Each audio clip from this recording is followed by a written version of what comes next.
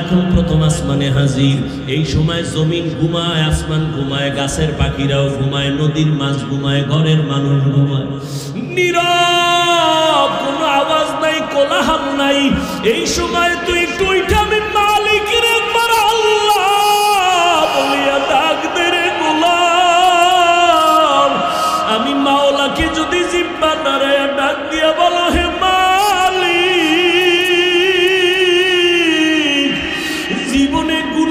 কম করি নাই, দাড়ি তো কম কাটি নাই, নামাজ তো কম সারি নাই, মনে চাইছে বেপরদায় আড্ডা দিব, তোরায় গেছি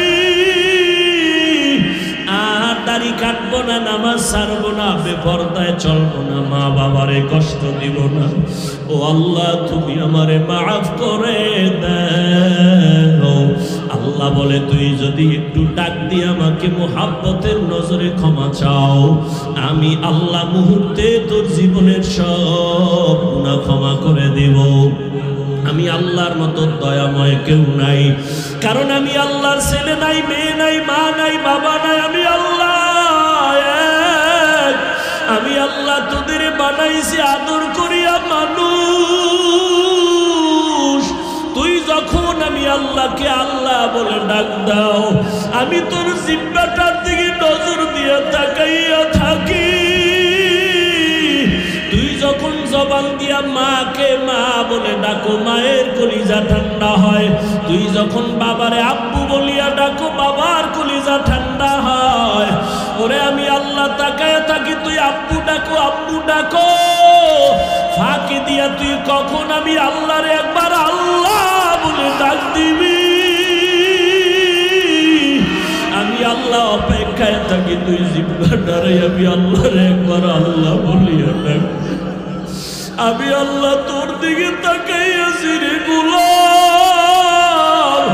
আমার দেওয়া সূর্যের আলো, আমার দেয়া চাঁদের আলো, আমার দেয়া বাতাস, আমার দেয়া নদীর পানি, আমার দেয়া নিয়ামত খাইয়া তুই কই যাইতেছ রে গোলাম। ওরে তুই মাকে চিনছো, মায়ের ডাকো, বাবারে চিনছো, বাবারে ডাকো। ওরে আমি মাওলার আসমানের দিকে তাকাইয়া কি তোর মায়া হয় না? আমার দেওয়া পানি ভোগ করো কি মায়া হয় না? আমার দেয়া সূর্যের আলো ভোগ করো কি তোর অন্তরে মায়া হয় না? যে তোরে টাকা দেয়, খানা দেয়, তার জন্য তোর দিলে এত মায়া। আর আমি আল্লাহ তোরে এত সুন্দর কণ্ঠ দিয়েছি, এত সুন্দর চেহারাটা দান করেছি, আমি মাওলার জন্য কি তোর একটু মায়া হয় না? ও বান্দা, মা বাবা তোরে কাপড় দেয়, খানা দেয়, মা বাবার জন্য তোর এত মায়া। ওরে আমি আল্লাহ তোর জন্য সূর্য বানাইলাম, চাঁদ বানাইলাম, পানি দিলাম, বাতাস দিলাম, খানা দিলাম। আমার দেয়া জমিনে তুই চলো, আমার দেয়া জমিনের ফসল খাও, আমার দেয়া নদীর মাছ খাইতেছো, আমার দেয়া গাছের ফল খাইতেছো রে বান্দা। ওরে বান্দা, তোর পিপাসা নিবারণের জন্য ডাবের পানি তুই পান করতেছো। এত গরমের মধ্যে ডাবের পানি কখনো গরম হয় না। আমি আল্লাহ তোরে এত নেয়ামত দিলাম, আমি তোর কাছে টাকা চাই না, বাড়ি চাই না, গাড়ি চাই না। আমি চাই তুই মাঝে মাঝে আমারে আল্লাহ বলিয়া ডাকবি। আর আমি আল্লাহকে তুই আল্লাহ বলিয়া মোহাব্বতে ডাকবি।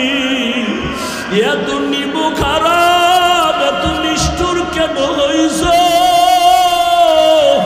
ও কুমিল্লার যুবক বাবারা, দুইটা পা যদি আগাইয়া দাও, আমি পাও দুইটা ধইরা বলবো, আর দাড়ি কাটি আমার নবীর কাদাইও না রে যুবক।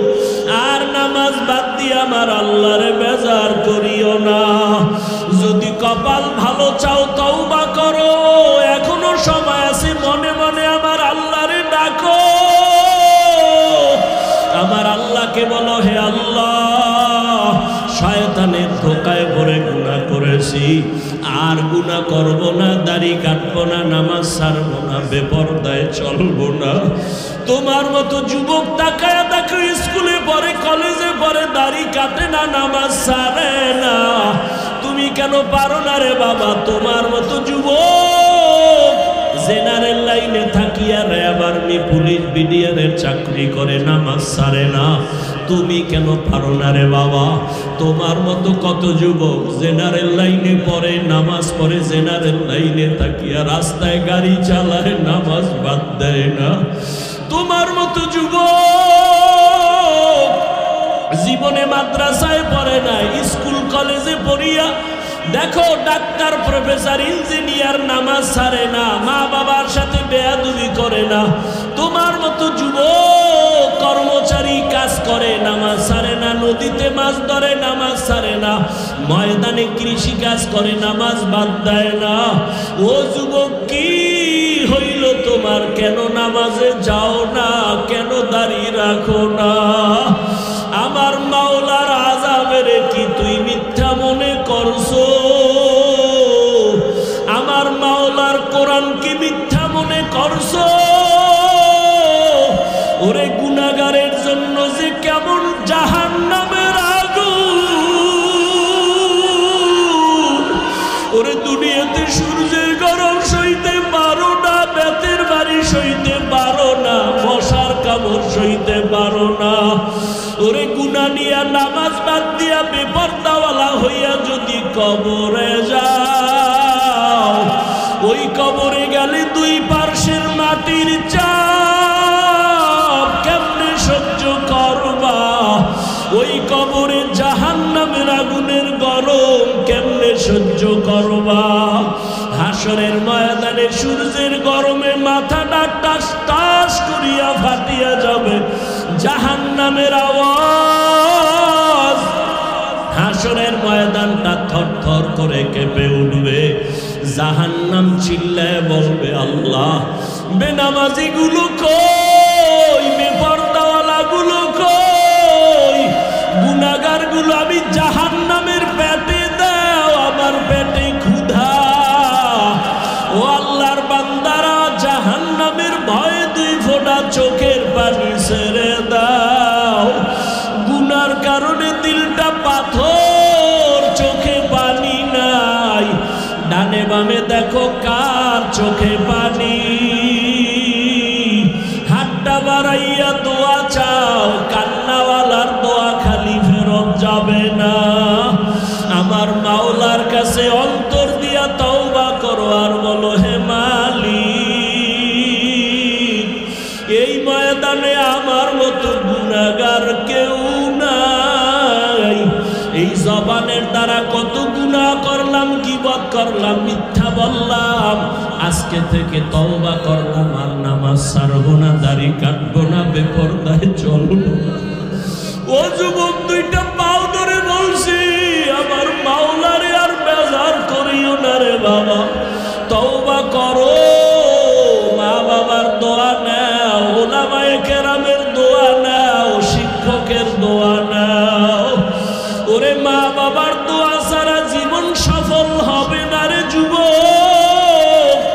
জানি না এই ময়দানে কারা মা হারা, বাবা হারাইয়া এতিম, জীবনে আর বাবা দেখবে না, বাবা বলিয়া ডাক দিতেও পারবা না। যারা মা হারাইছো আর জীবনে মা পাইবা না, মা বলিয়া ডাক দিতে পারবা না। ওই মা বাবার জন্য কোরআন পড়িয়া দোয়া করো, দরুদ পড়ে বেশি বেশি দোয়া করো, কান্না করো। আর যার মা বাবা এখনো বেঁচে আছে, পায়ে ধরে বলি দোয়া নাও, দোয়া নাও। মা বাবারে গিয়া দোয়া চাইও, মাকে বলিও, মা মাথায় হাত বুলাইয়া দাও, দোয়া করো। আমার কপাল বুঝি খারাপ, ময়দানে কত যুবকের চোখে পানি, আমার চোখে কেন পানি নাই? গুনার কারণে দিলটা পাথর, কত গুনাহ যে করলাম। মাকে যদি বলতে পারো, মা মাথায় হাতটা দিয়া দোয়া করিয়া দাও, আর বেয়াদবি করবো না, গুনাহ করবো না। মা দেখবা চোখের পানি ছাড়িয়া তোমার মাথায় হাত দিয়া দোয়া করা শুরু করবে। মায়ের আওয়াজটা আরশে আজিমের মধ্যে চলিয়া যাবে। ওই মা বাবার দোয়া নিয়া, ওলামায়ে কেরামের পরামর্শ নিয়া আল্লাহকে মন খুইলা বলো, জীবনে আর নামাজ ছাড়বা না, দাড়ি কাটবা না, আলেম ওলামার বিরোধিতা করবা না। ওরে আল্লাহর বান্দারা, তওবার যদি নিয়ত করতে পারো, মুহূর্তে আমার মাওলা তোমাকে মাফ না করিয়া পারবেন না। ও আল্লাহ, এই ময়দানের দিকে তাকাইয়া দেখেন আপনার বান্দারা কি বলিয়া বলিয়া আপনাকে ডাকতেছে রে আল্লাহ। ও আমার কুমিল্লার টাউন হলের যুবক, ও বৃদ্ধ বাবাজিরা, ও পর্দার আড়ালের মা বোনেরা, এই ময়দানে যারা চোখের পানি ছেড়ে কাঁদতেছে, ওরা টাকা হারায় নাই, বাড়ি হারায় নাই, মা হারায় নাই, বাবা হারায় কাঁদে না, ওরা জান্নাত হারাইয়া কাঁদে। ওরা আমার মালিকের হারাইয়া কান্না করতেছে। তোমার কপাল কেন এত খারাপ? তোমার চোখে কেন পানি নাই? ওরে জিব্বা নারাই আমার মালিকের আল্লাহ বলিয়া ডাক দাও, মোহাব্বতে আমার আল্লাহ বলে ডাক দাও। আমার মাওলাকে মায়া করিয়া ডাকো, আর কপালের বুঝাও, ওরা কান্না করে তোমার চোখে কেন পানি নাই? ও আল্লাহ, ময়দানকে হেদায়েতের নূর দিয়া ভরপুর করে দেন। একজনকেও খালি ফিরাইয়া দিয়েন না রে আল্লাহ। গুনাহমুক্ত হওয়ার তৌফিক দান করেন, আমিন। ওয়াকুলু কাওলান সাদীদা। জবানের দ্বারা যা বলো সঠিক, সত্য এবং শালীন ভাষায় বলো। ইউসলিহ লাকুম আ'মালাকুম। বিনিময়ে তোমাদের জীবনের টুটা ফাটা আমল আল্লাহ কবুল করে নিবেন।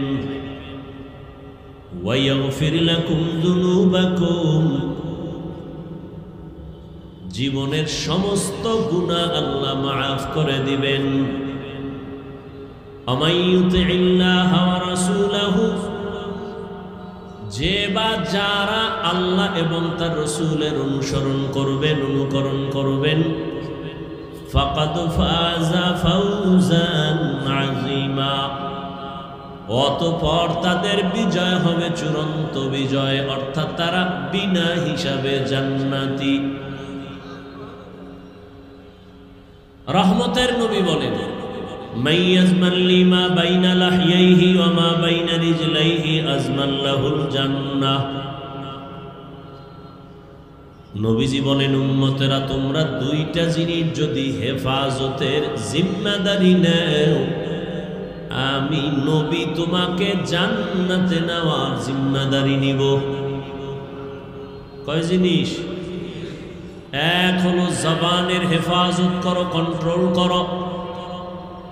দ্বিতীয় হলো লজ্জাস্থানের হেফাজত করো। এই দুইটা জিনিস যদি হেফাজতের জিম্মাদারি কেউ নেও, আমি রহমতের নবী তোমাকে জান্নাতে নেওয়ার জিম্মাদারি নিব।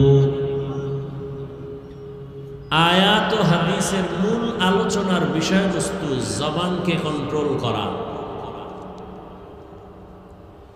আপনারা এখানে আসছেন, বসছেন, বেশি ক্ষুধা লেগে গেছে মনে হয়। টুকটাক যদি লেগেও থাকে, বাদাম খাইলে কমবে? অজের প্যান্ডেলেই বেয়াদবি কেন? 2-1 ঘন্টা না খাইলে মরে যাবেন। এটা খাওয়ার প্যান্ডেল। আমি গতকাল পরশুদিন বয়ানে বলেছি, ওলামায়ে কেরামের মজলিস হলো হারানো ক্যাম্প। কি ক্যাম্প? হারানো ক্যাম্প। হারানো ক্যাম্প মানে ওখানে গেলি হারায় যায় না, হারানো জিনিস পাওয়া যায়।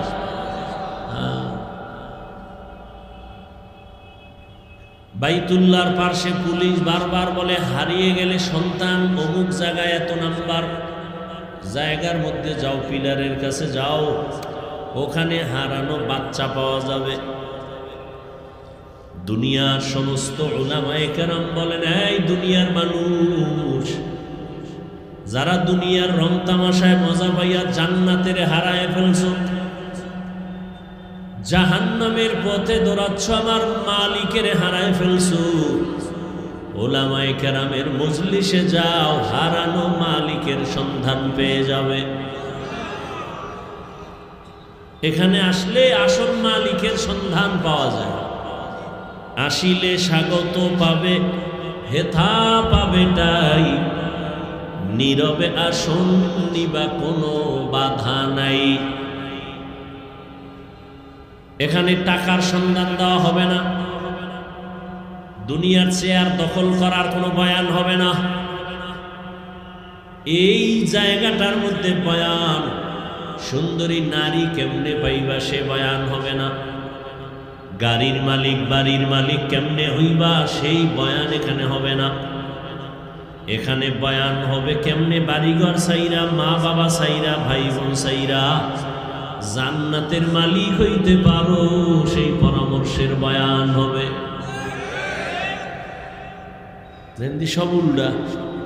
আর এমন বয়ান হবে যা গাইবি বয়ান, জান্নাত দেখানো যাবে না, জাহান্নাম দেখানো যাবে না, আল্লাহরে দেখানো যাবে না, খালি বয়ান হবে, দইরাও দেখানো যাবে না। এটা কেমন এক মজলিস যেখানে নগদ কিছু দেওয়াও হয় না, নগদ দেখানো হয় না। এরপর মানুষগুলো দোকানদারি বাদ দিয়া, খানা বাদ দিয়া, টাকা বাদ দিয়া, দুনিয়াদারি বাদ দিয়া মাটির মধ্যে বসে গেছে, বিছানাও নাই। বিয়ার অনুষ্ঠানে এরকম কোনো থার্ড ক্লাসের বিছনা দিলে তো বিয়া হবে? মোহাব্বতে জুতা চলবে, জুতা। কিন্তু এখানে এই বিছানার মধ্যে বৈশা কারো মনে কোনো কষ্ট নাই, খাওয়ারও চিন্তা নাই। কুমিল্লার দামি মানুষ এখানে বসা, এরকম টাকাওয়ালা দুনিয়ার কেউ যদি চায়, আমি টাউন হলে অনেকগুলো মানুষ জমা করব, 50,000 লোক, 5,000 টাকা কইরা দিব, অনেক মানুষ আসবে ঠিক, তবে এই জান্নাতি মানুষ আসবে না, সব গাঞ্জা করে হাজির হয়ে যাবে। ও চিন্তা করবে 5,000 মানে 5 দিনের গাঞ্জা। কিন্তু এখানে যারা বসে, একটা মানুষকে একটা টাকা দেওয়া হবে না, খানা দেওয়া হবে না, বরং পকেটের টাকা ব্যয় করে ভাড়া দিয়ে আসছে, আবার টাকা কিছু দানও করে গেছে। এতগুলো মানুষ যদি দুনিয়ার টাকাওয়ালারা জমা করতে চায়, তো আপ ডাউন গাড়ি ফ্রি দেওয়া লাগবে। ফ্রি ছাড়া পকেটের টাকা দিয়ে 50,000 মানুষ এক জায়গায় করা, এটা চারটিখানি কথা না। লাখ লাখ লোক জমা করছে, কেমনে কয় গাড়ি ভাড়া ফ্রি, কি খানা ফ্রি, নাস্তা ফ্রি, বসার জন্য ভিআইপি ব্যবস্থা। আর এখানে কোনো গাড়ি ফ্রি নাই, খানা ফ্রি নাই, কিচ্ছু ফ্রি নেই, খালি বওয়াটা ফ্রি। আবার এতগুলো মানুষ নিয়ন্ত্রণের জন্য দেখছেননি কত র্যাব, কত আর্মি, কত পুলিশ। আর এই ময়দানে এত হাজার মানুষ, নিয়ন্ত্রণের জন্য কোনো প্রশাসনের প্রয়োজনই হয় না। ঠান্ডা মাথায় সবাই বসে আছে, কোনো টেনশন নাই, খাওয়ানোরও ঝামেলা নাই। এই সময় টেলিফোনটাও বন্ধ, কেউ যদি কল দেয় মাথা গরম হয়ে যাইব, কাইটা দিবে, আবার দিবে, আবার কাটবে, আবার দিবে, আবার কাটবে। চতুর্থবার মাথা নত করে রিসিভ করে বলবে, এই মেয়ে 4 বার কাটলাম, আবার দাও কেন? বুঝো না আমি ব্যস্ত। আর যদি ঘরের ম্যাডাম দেয়, তো আজ রাত 12টার পর খবর আছে। কি এটা কেমনে সম্ভব? একমাত্র 1,500 বছর আগে রহমতের নবীর আদর্শ মানার কারণে এটা সম্ভব। এই জন্য চ্যালেঞ্জ দিয়ে বলেছি সারা বাংলাদেশে কিয়ামত পর্যন্ত মদিনার আদর্শ ছাড়াই সমাজে কেউ শান্তি দিতে পারবে না। যারা নবীর আদর্শ ছাড়া শান্তি দেওয়ার স্লোগান দেয়, খোদার কসম এগুলো সব চান্দাবাজার ধান্দাবাজ। সব চান্দাবাজার ধান্দাবাজে দেশ ভরে গেছে। এই চান্দাবাজার ধান্দাবাজেরা দেশটাকে নাপাক করে ফেলেছে। কিয়ামত পর্যন্ত মদিনার আদর্শ ছাড়াই জাতিকে শান্তি দিতে পারবে। ওই চান্দাবাজেরাও জানে যে মদিনার আদর্শ ছাড়া শান্তি দেওয়া যাবে না। এই জন্য মাঝে মাঝে মদিনার আদর্শের টুপি লাগায়নি। মানে না কেন? মানতে গেলে ওদের চান্দাবাজি চলবে না, দুর্নীতি চলবে না। এই কারণে ওরা ইসলাম ইসলাম স্লোগান দেয়, কিন্তু ইসলাম মানে না।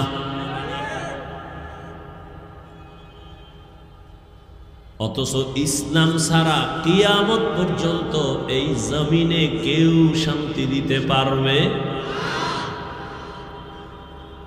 এটা নমুনা, এই মাঠ নমুনা। কে বড়, কে ছোট, কে আলেম, কে মূর্খ, কে শিক্ষিত, কে ধনী, কে গরিব, সব একাকার। অন্তরে কোনো কারো প্রতি হিংসাও, সব চুপচাপ বসে আছে। আল্লাহর কাছে দোয়া করি, হে মালিক, এই ময়দানের সবাইকে হেদায়েতের নূর দিয়ে কবুল করে নেন।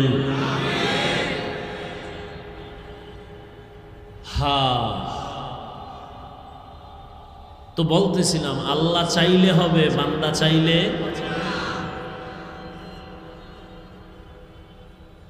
নমরুদ নামের বান্দা চাইছে, ইব্রাহিম নামের বান্দাটারে জমিনে আসতে দেওয়া হবে না। আল্লাহ চাইছেন আমি ইব্রাহিমকে পাঠাবো তো পাঠাবোই, তোর নাকের ডগায় পাঠাবো। তোর নাকের ডগায় পাঠাইয়া বড় বানাইয়া তোর খোদাগিরি খতম করাবো। বান্দারটা হয় না, আল্লাহরটা হয়ে গেছে। ফেরাউন নামের বান্দা চাইছে, মূসা নামের বান্দা জমিনে আসতে দেয়া হবে না।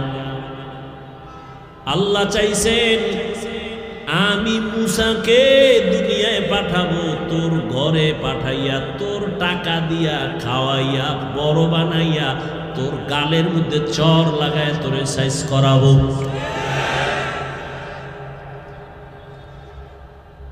ভারতের ভিতরে ব্রিটিশ বেঈমানের বাচ্চাগুলো চাইছিল ভারতের জমিনে কোনো ইসলামের আলো থাকবে না।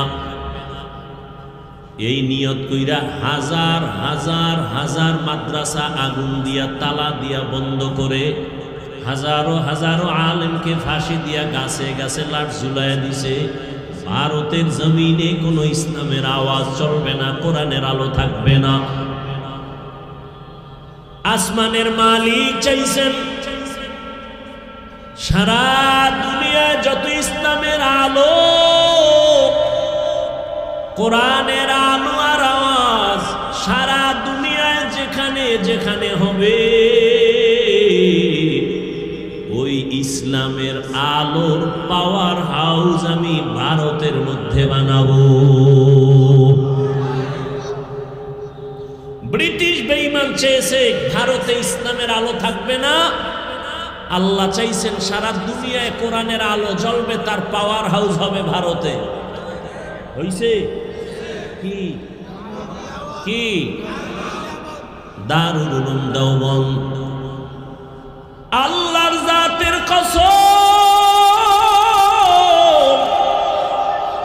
সারা দুনিয়াতে দ্বীনের যত লাইনে খেদমত চলতেছি, প্রত্যেকটা খেদমতের মধ্যেই শুধু দেওবন্দীদের অবদান।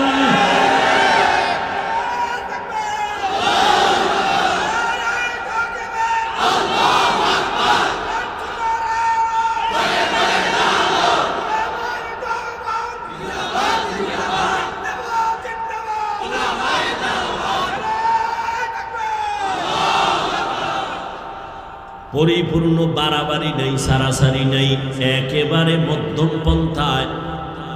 রাজনীতির ময়দানে যত খেদমত চলে দেওবন্দের অবদান, দাওয়াত ও তাবলীগের খেদমত সারা পৃথিবীতে চলে, দেওবন্দের অবদান। মাদ্রাসার লাইনে সারা দুনিয়ায় খেদমত চলে, দেওবন্দীদের অবদান। পীর আউলিয়াদের খেদমত চলে, দেওবন্দীদের অবদান। রাজনীতির ময়দানে দেওবন্দীদের খেদমত যে চলে, ওখানে কোনো বাড়াবাড়ি নাই, সারাসারি নাই, মন গড়া নাই, সব মদিনার লাইনেই চলে। মাদ্রাসার লাইনে খেদমত চলে মদিনার আদর্শে, বাড়াবাড়ি নেই, সারাসারি নাই, কম নাই, বেশিও নাই, মধ্যম ভাবে। পীর মুরিদির লাইনে যে খেদমত চলে, দেওবন্দীদের অবদান অতিরঞ্জিত নাই, কম নাই, বেশি নাই, নবীজির আদর্শ মতো মধ্যম ভাবে চলে। যারা অস্বীকার করবে, আল্লাহর কসম তারা এই জমিনের নিকৃষ্ট মুনাফিক। যারা অস্বীকার করবে তারা নিকৃষ্ট মুনাফিক, শুধু মুনাফিক না।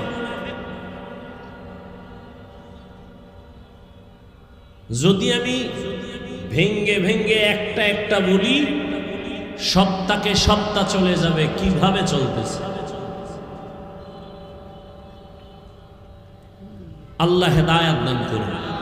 এবার আপনাদের কাছে আমি শুরুতেই বলছি, এলেমও নাই, আমলও নাই, আমি সবার দোয়া নিয়ে চলি, খোলামেলা সরল মনে বয়ান করি, সরলভাবে একটু বুঝাবার চেষ্টা করি। বেশি বিচক্ষণ জ্ঞানও নাই, আর আলোচনারও চিন্তাও আমার মাথায় নেই। আল্লাহর দিকে তাকায়া খোলা আসমানের নিচে বসছেন, নির্দ্বিধা আল্লাহর জন্য আমাকে জবাব দিবেন, কোনো দালালি করবেন না, খবরদার। বাংলাদেশে একটা লোকও পাবেন না যে দালাল না, সব দালাল। আমি হাফিজুর রহমানও দালাল, তবে কোনো নারীর দালাল না, কোনো দলের দালাল না, মদিনার দালাল। কিন্তু আমগো যারা দালাল কয়, ওরা ভিন্ন দিকের দালাল। ওরা যে দিকের দালাল হোক না হোক, আমি যতটুকু জানি ওরা মদিনার দালাল না, ওরাই আমগো দালাল। আল্লাহ হেদায়াত দান করুন। সত্য কথা বলবেন, একটু লজ্জা করবেন না, সত্যটা বলবেন, মানেন আর না মানেন। আমাকে একটু বলেন তো, বাংলাদেশের মধ্যে দাওয়াত ও তাবলীগের দ্বারা ইসলামের কি কি ক্ষতি হয়েছে? সত্য কথাটা স্বীকার করেন। হয় নাই? সবাই একমত? নাম্বার 2, চরমনাই, উজানি, নানুপুর, বাহাদুরপুর যারা হক পীর, ভণ্ড না, এদের দ্বারা ইসলাম ও মুসলমানের কি ক্ষতি হয়েছে? থাকলে একজনে দাঁড়ান, কোন নির্দ্বিধায় বলবেন যে হ্যাঁ, তাবলীগে যাওয়ার আগে নামাজ পড়তো, তাবলীগ করার পরে এখন গাঞ্জা খায়। চরমনাই যাওয়ার আগে তাহাজ্জুদ পড়তো, চরমনাই যাওয়ার পরে এখন মদ খায়। আছে? 3 নাম্বার প্রশ্ন, দেওবন্দি এবং কওমিদের কারণে, কওমি মাদ্রাসার কারণে আমার দেশ ও ইসলামের, মুসলমানের কি ক্ষতি হয়েছে বলেন? হয় নাই? বিরোধিতা করেন কেন? চরমনাইয়ের বিরোধিতা কেন? তাবলীগের বিরোধিতা কেন? দেওবন্দি কওমিদের বিরোধিতা কেন? বাতি সব সাতমা লাগায় কয় বাতি কালো কেন? বলে কিয়ামত আগামীকাল।